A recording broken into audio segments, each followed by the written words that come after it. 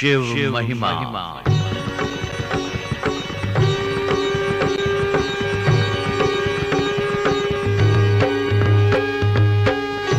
प्रस्तुत है शिव पुराण एवं अन्य पुराणों और उपनिषदों पर आधारित ये कार्यक्रम शिव महिमा।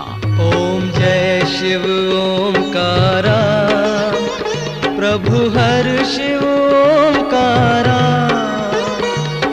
ब्रह्मा विष्णु सदा शिव, ब्रह्मा विष्णु सदा शिव, अर्धांगी धारा।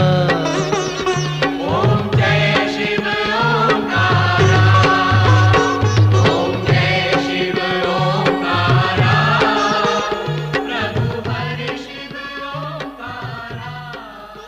शिव महिमा के पिछले प्रकरण में आपने सुना कि दक्ष ने एक महायज्ञ का आयोजन किया, किंतु उसने त्रिलोक स्वामी शिव तथा देवी सती को आमंत्रित नहीं किया।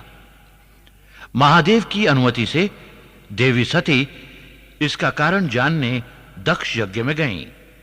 अभिमानी दक्ष ने यज्ञ स्थल पर उनका भी अपमान कर डाला। महर्षि दधीचि के नेतृत्व में अनेक ऋषि मुनियों ने उन्हें समझाने का प्रयास किया, परंतु दक्ष टस से मस न हुआ। पति के अपमान से आहत हो देवी सती ने अपनी देहाहुति दे दी। तभी एक आकाशवाणी हुई जिसने दक्ष और दक्ष यज्ञ विनाश की घोषणा की। प्रस्तुत है इसके आगे का प्रसंग। रूपांतरकार और निर्देशक हैं अनिल सूद।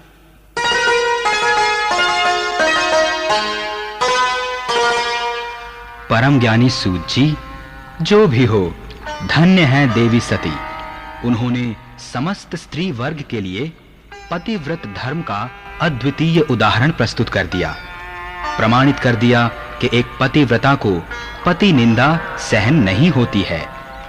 वो प्राणों पर खेलकर भी अपने पति के सम्मान की रक्षा करती है।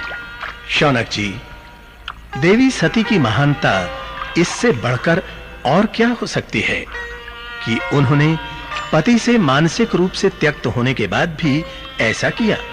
हाँ सूत जी महाराज, मानसिक रूप से विलग रहने के उपरांत भी शिव और सती कभी एक दूसरे से अलग नहीं हुए। दाम्पत्य जीवन का आदर्श उदाहरण बने रहे। और इसी कारण देवी सती से ये विछोह भगवान शिव के लिए असहनीय हो गया। दंभी दक्ष के प्रति उनका क्रोध आकाश छूने लगा। उन्होंने अपनी एक जटा से अपने ही विकराल स्वरूप वीरभद्र और महाकाली को उत्पन्न किया।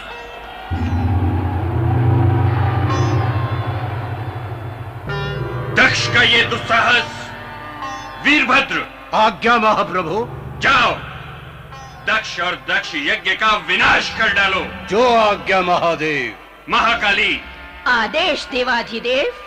तुम काली, कात्यायनी, ईशानी, चामुंडा, मुंडमर्दिनी, भद्रकाली, भद्रा, त्वरिता तथा वैष्णवी, इन सभी नव दुर्गाओं के साथ यज्ञ विनाश में वीरभद्र का साथ दो।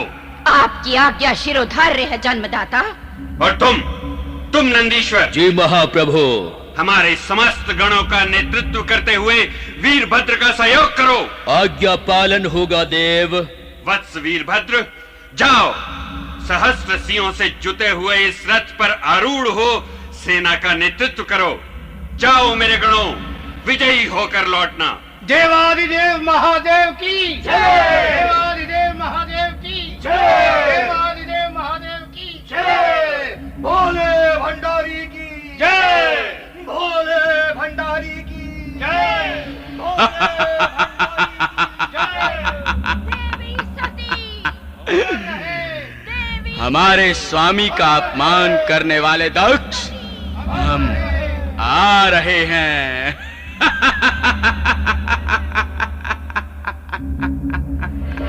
बम बम भोले। बच सकता है तो बच।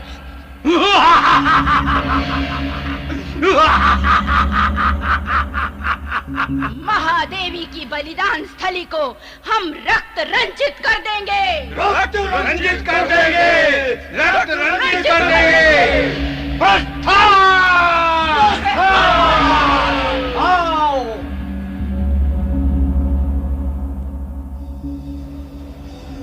अरे ये क्या? अचानक मेरा बायां अंग क्यों फड़कने लगा? ये कि भूमि क्यों डोलने लगी? ये संपूर्ण आकाश में उथल पुथल मच गई है। ये कैसे भयावह चक्र सूर्यमंडल को घेरे जा रहे हैं? बादलों के बिना ही ये बिजली कैसे कौंधने लगी? अवश्य ही कोई विपदा आने वाली है, कोई विपदा आने वाली है। बिजली कैसे कौंध रही है? अधिपति दक्षराज, अधिपति दक्षराज, रुद्र सेना ने आक्रमण कर दिया है। क्या?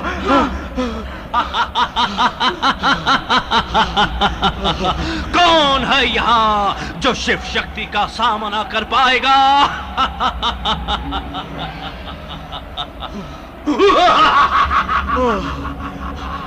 हम भभूतधारी हैं। सत्य है, हम भभूतधारी हैं। आज तुम्हारी देह की भस्म ही हमारा भभूत बनेगी। शिव निंदको, बच सकते हो तो बचो। अरे देखो, वो दक्ष मृग का वेश धारण करके भागा जा रहा है। अरे ठहर रे ज्ञानहीन दक्ष, तेरा सिर अभी धड़ से अलग करता हूँ। वो देखो वीरभद्र, ऋषियों को भ्रमित करने वाला, ब्राह्मणत्व को कलंकित करने वाला भृगु उस वृक्ष के पीछे जा छिपा है। अभी उसको उसकी नियति तक पहुंचाए देता हूँ। हे शिव रूप वीरभद्र क्षमा। शिव अवहेलना कर मुझसे अपराध हो गया। क्षमा हे शिव शंकर, क्षमा। तुमने मेरे स्वामी से क्षमा याचना की है, इस कारण मैं तुम्हें मृत्यु भय से मुक्त करता हूं, किंतु दंड तो अवश्य ही दूंगा। मैं तुम्हारी जटाओं को ही उखाड़ डालता हूं।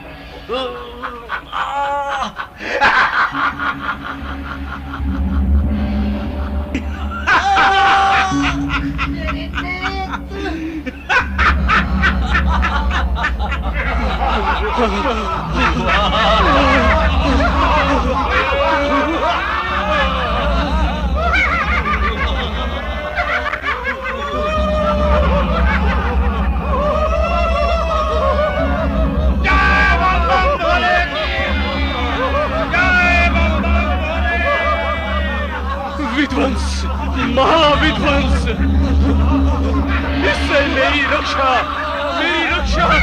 मात्र परम पिता ही कर सकते हैं। विध्वंस।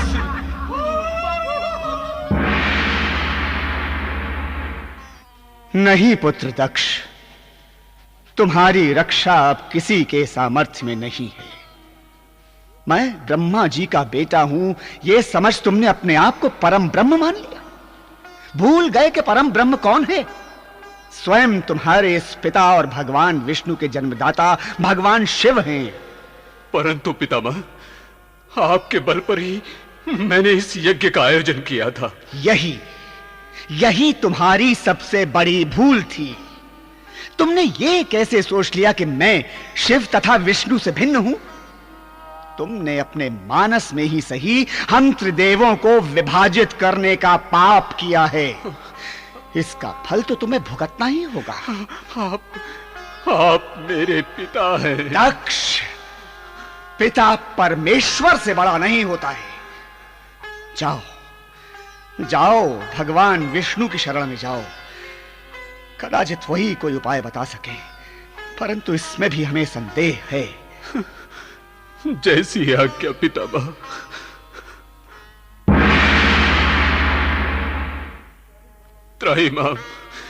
त्राहिमाम विष्णुदेव, मेरी रक्षा कीजिए। शिवगणों ने प्रलय मचा रखी है, हर ओर विनाश ही विनाश हो रहा है। प्रभु रक्षा कीजिए। दक्ष, इस विनाश को तुम्हारे अहंकार ने ही आमंत्रित किया है। शिव तत्व से विमुख होकर तुम भूल गए कि क्या कर्म है और क्या अकर्म। जो शांत मन से ईश्वर की भक्ति करते हुए कार्य करता है, प्रभु शंकर तुरंत ही उसके कर्म का फल देते हैं। परंतु जो मनुष्य ये मानता है कि वही सबसे बड़ा ज्ञानी है, ईश्वर को भुला देता है, वो प्रभु के तिरस्कार का पात्र बनता है। तुमने देवी सती का अपमान किया है, इससे बड़ा कुकर्म और क्या हो सकता है? परंतु श्री हरि, मैं आपका भक्त हूं। हम तीनों देव तो सदा ही भक्त के अधीन रहते हैं। भक्त की भक्ति हमारे चित्त को प्रसन्न करती है, हमारे मानस को शांति प्रदान करती है, और इसी भक्ति के अधीन हो हम तीनों भक्त के अनुरोध पूरे करते हैं। जो भक्त सुख दुख दोनों ही में हमें स्मरण करता है, वो सदा ही हमारा कृपा पात्र बनता है। हे प्रभु, आज आपका भक्त अपनी प्राण रक्षा का अनुरोध कर रहा है। भक्त वत्सल भगवान विष्णु। अरे दक्ष, प्रभु शिव से बड़ा भक्त वत्सल कौन हो सकता है? ऐसे विकट और विषाद पूर्ण समय में भी उन्होंने अपने इस भक्त अर्थात मुझे श्राप मुक्त करने की लीला रच डाली। मैं वीरभद्र से युद्ध करूंगा दक्ष, परंतु तुम्हारा पक्षधर बनकर नहीं, उस महाप्रभु की आज्ञा से जो सदा अपने भक्तों का कल्याण ही सोचते हैं।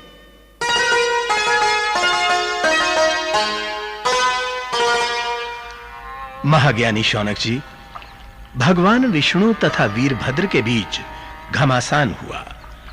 परिणाम प्रभु जानते थे।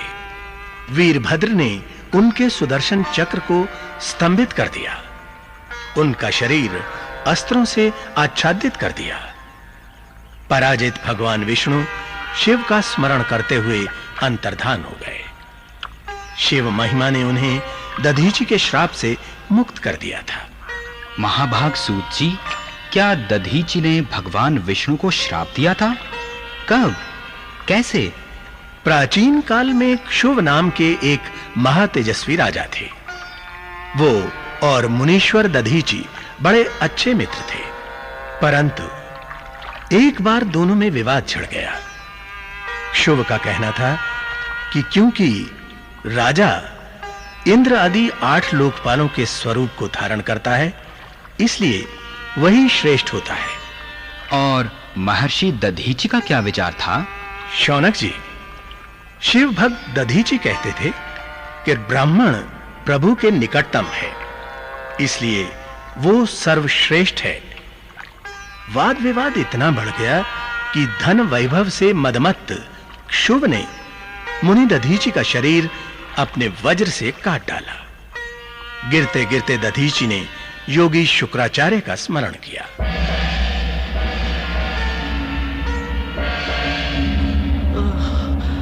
हे शिव भक्त शिरोमणि, मृत्युंजय विद्या प्रवर्तक शुक्राचार्य, इस ब्राह्मण की रक्षा करो, रक्षा करो।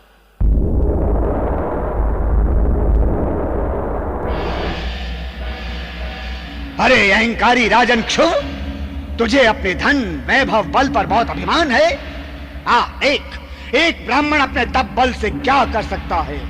तूने क्षण भर में एक ब्राह्मण के टुकड़े तो कर डाले, परंतु क्या तू इन्हीं टुकड़ों को पुनः जोड़ सकता है?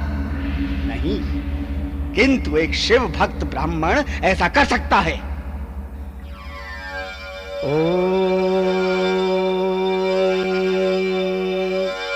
त्र्यंबकं यजामहे सुगंधिं पुष्टिवर्धनम् उर्वारुकमिव बंधनान् मृत्योर्मुक्षीयमामृतात्।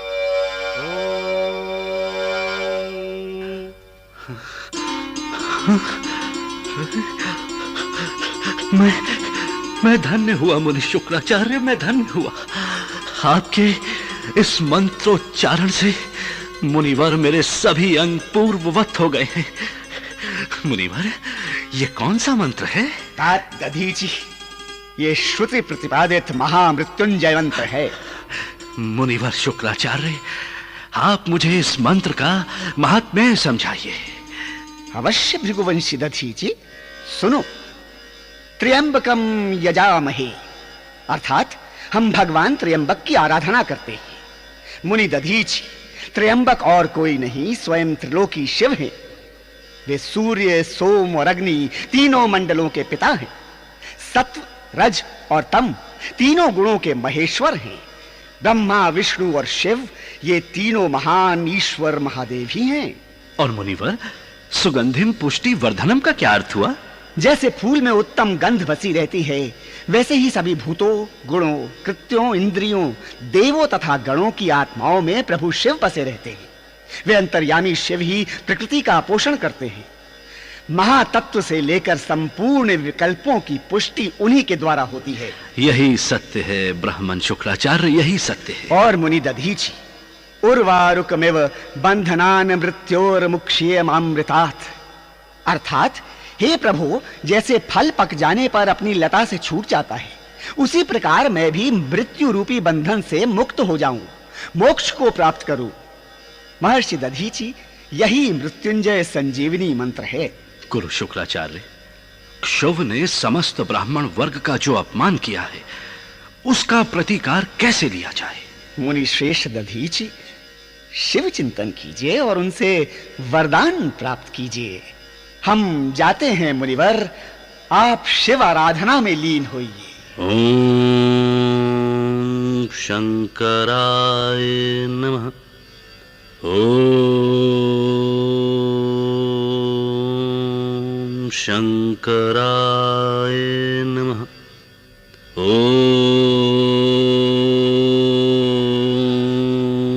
शंकराय नमः।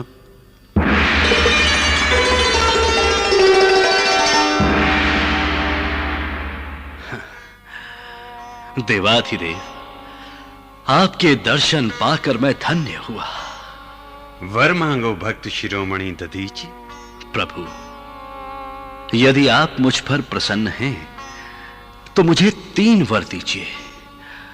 पहला, मेरी अस्थियां वज्र हो जाए, और प्रभु दूसरा, कोई मेरा वध ना करने पाए, और प्रभु तीसरा वर मुझे ये दीजिए कि मुझ में कभी दीनता ना आए। तथास्तु प्रभु।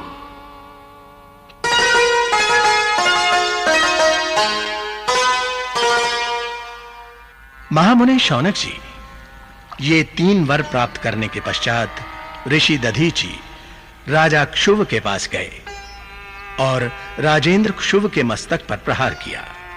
क्रोध में आकर क्षुभ ने एक बार फिर दधीचि पर वज्र प्रहार किया, परंतु शिव वरदान के कारण उसका कुछ प्रभाव न हो पाया। परम ज्ञानी सूत जी, इससे क्षुभ तो बहुत आश्चर्यचकित हुआ होगा। हाँ शौनक जी, राजा क्षुभ तुरंत ही भगवान विष्णु के पास गए। उनसे अपने साथ चलकर दधीचि का गर्व भंग करने की प्रार्थना की। भगवान विष्णु ने उसे बहुत समझाने का प्रयास किया। कहा कि शिव भक्त ब्राह्मण किसी से नहीं डरता। तो क्या क्षुभ भगवान विष्णु की बात भी नहीं माना? नहीं शौनक जी, क्षुभ अपनी जिद पर अड़ा रहा कि विष्णु उसके साथ जाकर दधीचि से एक बार यह कहलवा दें कि दधीचि क्षुभ से डरते हैं। फिर क्या हुआ मुनि श्रेष्ठ? भगवान विष्णु ने क्षुभ से कहा कि उनका क्षुभ के साथ जाकर उसका पक्षपात करना दधीचि को दुख पहुंचाएगा, और महर्षि का यह दुख क्रोध का रूप लेकर विष्णु के लिए श्राप का कारण भी बन सकता है। मगर फिर भी विष्णु भक्त के अधीन थे। वे अकेले ही ब्राह्मण का रूप धरकर महर्षि दधीचि के आश्रम में जा पहुंचे।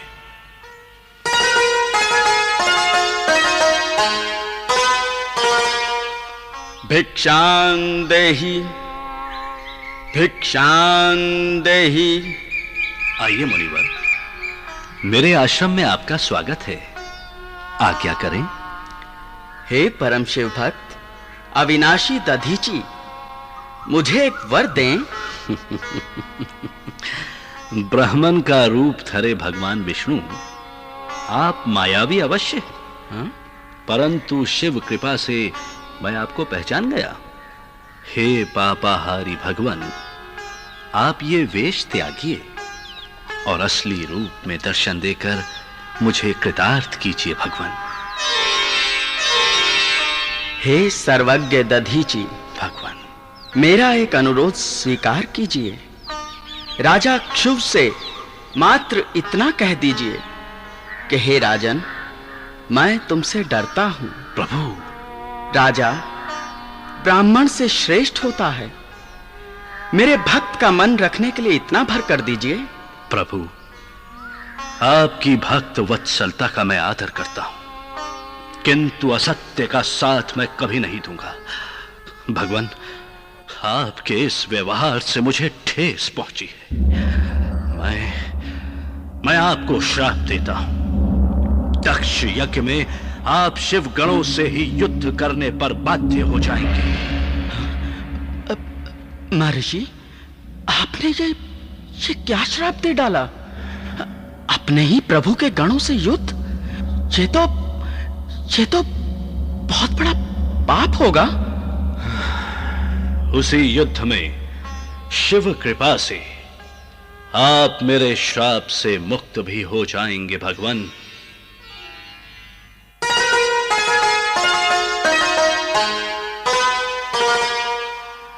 अच्छा, तो ये रहस्य था भगवान विष्णु के युद्ध में भाग लेने का। हां विप्रवर शौनक जी, युद्ध में पराजय के पश्चात भगवान विष्णु शिव लीला के कारण श्राप मुक्त भी हो गए। इस प्रसंग में हमें दक्ष का तो स्मरण ही नहीं रहा। उसका क्या हुआ मुनि श्रेष्ठ? सबकी पराजय के पश्चात वीरभद्र ने दक्ष का सिर धड़ से अलग कर दिया और उसे वहीं अग्नि कुंड में होम कर दिया। सभी शिवगण विजय का उल्लास मनाते हुए कैलाश लौट गए। महाभाग सूत जी, फिर तो सब कुछ नियमित रूप से चलने लगा होगा? नहीं शौनक जी, दक्ष विनाश के बाद सृष्टि में मानव उत्पत्ति रुक गई। इससे ब्रह्मा और विष्णु बहुत चिंतित हुए।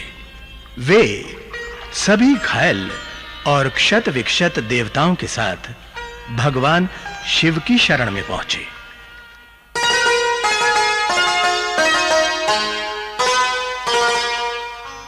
हे देवाधिदेव, हम पर बहुत बड़ा संकट आन पड़ा है, हमें इससे उबारिए महाप्रभु। कहिए विधात, क्या चाहते हैं? हे करुणानिधि, आप ही के आदेश से मुझे और श्रीहरि को संसार में जीवन का उत्पादन और पालन करना है। परंतु प्रभु, प्रजापति दक्ष की मृत्यु के बाद जीवों की उत्पत्ति रुक गई है। जो जीव बचे हैं वे नष्ट हो रहे हैं। हे दया सिंधो, आप सदा हम भक्तों की विपत्तियां दूर करते आए हैं। आज भी हमारी सहायता कीजिए देवाधिदेव। विष्णु हरे, आप क्या चाहते हैं? मैं क्या करूं? शंभो, आप प्रजापति दक्ष को जीवन दान दें ताकि मानव उत्पत्ति फिर आरंभ हो सके, सृष्टि का कार्य फिर सुचारू रूप से चलना आरंभ हो जाए। विधात, श्रीहरि, दक्ष का विध्वंस मैंने नहीं किया है, यह उसके अपने कर्मों का ही फल है। कभी किसी को ऐसा कर्म नहीं करना चाहिए जो दूसरों को कष्ट देने वाला हो। परंतु हे ब्रह्मा और विष्णुदेव, आप दोनों की बात मैंने कभी नहीं टाली है, क्योंकि आप सदा जन कल्याण का ही सोचते हैं। आइए हम सब दक्ष की यज्ञ स्थली कनखल चलते हैं। नंदीश्वर, आज्ञा प्रभु। दक्ष के शरीर को यहां लाओ। अभी लीजिए प्रभु। दक्ष शरीर प्रस्तुत है प्रभु। परंतु इसका सिर कहां है? महाप्रभु, उसे तो मैंने उसी समय अग्नि में होम दिया था। नंदी, हाँ, यज्ञ पशु बकरे का सिर लाओ। लीजिए स्वामी। दक्ष, मैं तुम्हें पवित्र बकरे का सिर प्रदान करता हूं। क्षमा क्षमा महाप्रभु, मैंने विष भरे शब्दों से आपका हृदय बींध डाला, देवी सती के आत्मदाह का कारण बना। फिर भी आप मुझ भक्त पर अनुग्रह करने यहां आए, मुझे जीवन दान दिया। मेरा अपराध क्षमा करें महादेव, मुझे पुनः अपनी शरण में ले प्रभु। प्रजापति दक्ष, मैं ईश्वर हूं और स्वतंत्र हूं, फिर भी अपने भक्तों के अधीन रहता हूं। मैं, ब्रह्मा और विष्णु एक ही हैं दक्ष। जो हम त्रिदेवों में भेद करता है वो नरक का भागी होता है। दक्ष, जो अपने को मेरा भक्त मानकर शिव निंदा करता है अथवा शिव भक्त होकर मेरी निंदा करता है, उसे निश्चय ही तत्व ज्ञान की प्राप्ति नहीं हो सकती। और पुत्र दक्ष, जो हम 3 संपूर्ण जीव रूप देवताओं में भेद नहीं रखता, उसे अवश्य ही सुख, शांति और आनंद की प्राप्ति होती है। हम तीनों में ना भेद संभव है ना होगा। जो ये मानकर कर्म करेगा उसे मोक्ष और स्वर्ग की प्राप्ति होगी। भगवान, मैं इस शिव तत्व को सदा स्मरण रखूंगा देवाधिदेव। ये संदेश अपनी समस्त प्रजा में प्रचलित करूंगा। दक्ष, आयुष्मान भव। मुनिवर सूत जी, इस प्रकार दक्ष के अपराध को क्षमा कर उसे फिर से जीवित कर भगवान शंकर कैलाश पर जाकर गहन तपस्या में लीन हो गए। महाप्रभु की कृपा से ब्रह्मा और विष्णु भी प्रसन्न हो अपने अपने धामों को लौट गए। सृष्टि का कार्य सुचारू रूप से चलने लगा। महामुनि सूत जी, देवी सती ने तो अपने प्राण त्याग दिए, फिर ब्रह्मा जी का कथन कैसे पूरा हुआ? कौन सा कथन शौनक जी? यही कि कुछ असुरों के विनाश के लिए शिव पुत्र की उत्पत्ति आवश्यक है। वो प्रसंग भी आप अवश्य सुनेंगे विप्रश्रेष्ठ शौनक जी। कौन सा प्रसंग प्रभु? पार्वती जन्म का प्रसंग, परंतु कुछ समय पश्चात। जैसी आपकी इच्छा मुनिवर सूत जी। शिव महिमा के इस प्रकरण के रूपांतरकार और निर्देशक थे अनिल सूद। भाग लेने वाले कलाकार थे S.K. बत्रा, जैमिनी कुमार वीरेंद्र, हर्ष बाला, सलीम खान, अजय मनचंदा, केदार शर्मा, नीरज यादव, मनोज भटनागर और रजनीश शर्मा। संगीतकार थे राजीव हक्सर। गायक गणेश प्रसाद विद्यालंकार और मंजीत भाटिया। ध्वनि मुद्रक ऋषि, बिनी और विकास। सहायक मनोज और राकेश।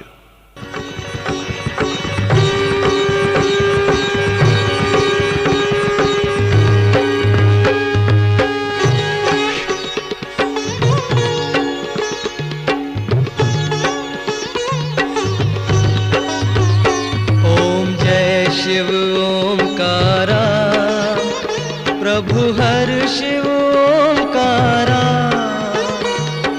ब्रह्मा विष्णु सदा शिव, ब्रह्मा विष्णु सदा शिव, अर्धांगी धारा।